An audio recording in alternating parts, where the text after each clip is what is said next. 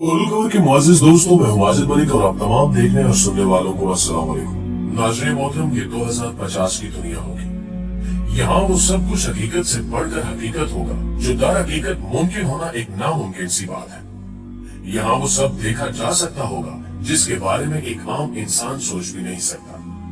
हमारे हाथों में मौजूद स्मार्टफोन और एलईडी टेक्नोलॉजी, ये सब कुछ एक आई लेंस में सम होकर गायब हो चुका होगा, जिसके बाद वर्चुअल और रियल वर्ल्ड में फर्क खत्म हो जाएगा। मौजूदा दिनों में त्योहारों पर की जाने वाली लाइटिंग का रवाज है, मगर 2050 में आई लेंस आपको ऐसे प्रीसेट ग्राफिक्स देंगे कि ईद के दिन हर शख्स अपनी मर्जी के मुताबिक दुनिया को सजा हुआ देख रहा होगा। हमारी ईदों में हमसे बिछड़ जाने वाले हमारे बहन भाई शामिल नहीं होते, लेकिन कमाल ये होगा कि 2050 की ईद कोई ऐसी वैसी ईद नहीं होगी। उस ईद में अल्लामा इकबाल, कायद आजम और फातिमा जिन्ना समेत क़याम पाकिस्तान की पूरी लीडरशिप हमारे साथ मौजूद होगी। दूसरी जानिब भारत में कबीर सिंह, भगत सिंह और यूरोप में जॉर्ज बेंजामिन वगैरह सब जिंदा हो चुके होंगे। यहाँ ये कहना मुनासिब होगा कि हशर से कबल ही एक हशर बर्पा होगा। लोग उन हसीनाओं से भी इश्क कर बैठे होंगे जो कि हजारों साल पहले मर चुकी थी, लेकिन अब जिंदा होकर एक बार फिर इस सियारे पर जाहिर हो चुकी होंगी।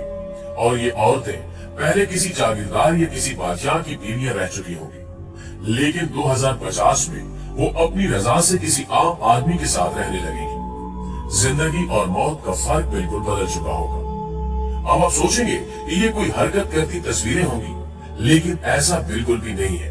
ये बाकायदा पूरी शख्सियात होंगी जिनसे आप न सिर्फ बात कर सकेंगे बल्कि तालीम की इन गुत्थियों को सुलझा भी सकेंगे जो आज तक नहीं सुलझ सकी। हमारे बाप दादा भी जिंदा होकर हमारे साथ मौजूद होंगे। नाज़रीन मोहतरम, ये सब सुनकर आप काफी हैरान हुए होंगे कि ये सब कैसे हो सकता है। आज की इस वीडियो में हम आपको इसी के बारे में बताएंगे, जिसके बारे में सुनकर ही आपके रोंगटे खड़े हो जाएंगे कि दजाली टेक्नोलॉजीज आने वाले दिनों में कैसे कैसे हशर बर्पा करने जा रही है। तो हम आगे बढ़ने से कबल आपसे गुजारिश है कि वीडियो को आखिर तक जरूर देखिएगा। प्यारे दोस्तों, अहादीस में बयान किया गया है कि कयामत के करीब दजाल मुर्दे जिंदा करने का शोभा दिखाएगा। अगर उस दजाल की बात टेक्नोलॉजी पर मुनहसर है तो हम फिर इस मौजू पर बात करेंगे कि किस तरह एक मरे हुए इंसान को उसकी मेमोरी समेत दोबारा जिंदा किया जा सकता है। आर्टिफिशियल इंटेलिजेंस 21वीं सदी की वो इनकलाबी इजाद है जो आने वाले सालों में कई अहम मिशन में इस्तेमाल होगी। वो चाहे हजारों साल पुराने सिगरेट पढ़ने का मिशन हो या कब्रों में दफन हड्डियों से जायजा निकालने की तैयारी, आर्टिफिशियल इंटेलिजेंस हमारी इस काम में भी खूब मदद करेगी। हम नहीं जानते कि डॉक्टर अल्लामा इकबाल किस तरह मुस्कुराते थे या भगत सिंह की मुस्कुराहट किस कदर दिलकश थी, लेकिन आर्टिफिशियल इंटेलिजेंस तमाम पुरानी तस्वीरों में जैसे जान डाल देगी। हम तारीख के उन भूले बिसरे किरदारों को भी अब पलक झपकते ही देख सकेंगे। आर्टिफिशियल इंटेलिजेंस टेक्नोलॉजी का ये कारनामा शायद अभी कुछ छोटा है, इसका असल कारनामा कुछ और है। दरअसल कबल मसीह से लेकर आज तक जितने भी लोग गुजरे हैं उनकी तस्वीर पेंटिंग्स की सूरत में हमारे पास मौजूद है। 16वीं सदी में जितने भी यूरोपीय बादशाह गुजरे उनकी बेगमात की तस्वीर, ये सब भी हमारे पास पेंटिंग की सूरत में महफूज है। आर्टिफिशियल इंटेलिजेंस इस डाटा को प्रोसेस करने के बाद इनके चेहरों की असल तस्वीरें हमारे स्पुर्द करेगी, जिससे हम जान सकेंगे कि पेंटिंग से हटकर वो लोग असल में कैसे नजर आते थे। क्या आप इन तस्वीर को देखकर कह सकते हैं कि ये कैमरे की बनी हुई नहीं है या ये लोग 21वीं सदी से बहुत पहले इस दुनिया से जा चुके हैं? प्यारे दोस्तों, अभी आर्टिफिशियल इंटेलिजेंस के साथ हमारा दूसरा दौर शुरू हुए चंद साल ही हुए हैं, लेकिन 2050 तक ये टेक्नोलॉजी इंसानी अकल को शायद मात दे दे, और ये भी मुमकिन है कि इंसानी अकल आर्टिफिशियल इंटेलिजेंस के अंदर ही गुम होकर रह जाए। आने वाले वक्त में ये टेक्नोलॉजी आर्टिफिशियल इंटेलिजेंस पर्सनैलिटीज की एक अलग दुनिया बनाने वाली है। यहाँ आम सवाल ये पैदा होता है कि वो शख्सियत जो आज से कई 100 साल पहले इस दुनिया से जा चुकी है, उससे ये आर्टिफिशियल इंटेलिजेंस पर्सनैलिटी कितना मिलती जुलती होगी। यानी इसका वो किरदार जो कुदरत ने डिजाइन किया था उससे आर्टिफिशियल इंटेलिजेंस किस हद तक मिलती होगी। और दूसरा आम सवाल ये है कि इस आर्टिफिशियल इंटेलिजेंस टेक्नोलॉजी को उस पहले गुजरी हुई शख्सियत का दर्जा कहां से मिलेगा। साइंसदानों का मानना है कि इंसान एक मेमोरी चिप है जिसमें लातादाद यादाश्तों के कई सिलसिले मौजूद हैं, जो उसके दिमाग से होते हुए उसके डीएनए तक पहुंचते हैं। साइंस का कहना है कि एक इंसान अपनी तमाम जिंदगी में जो भी करता है, उसकी तमाम मालूमात उसके डीएनए डाटा स्टोर में जेनेटिक कोड की सूरत में महफूज हो जाती है। और अगर कब्र में दफन इन हड्डियों से उन जेनेटिक डाटा को लेकर इनको डिजिटल डाटा में बदला जाए, तो हम सदियों पहले मरे हुए इंसान को साइंसी तौर पर जिंदा कर सकते हैं।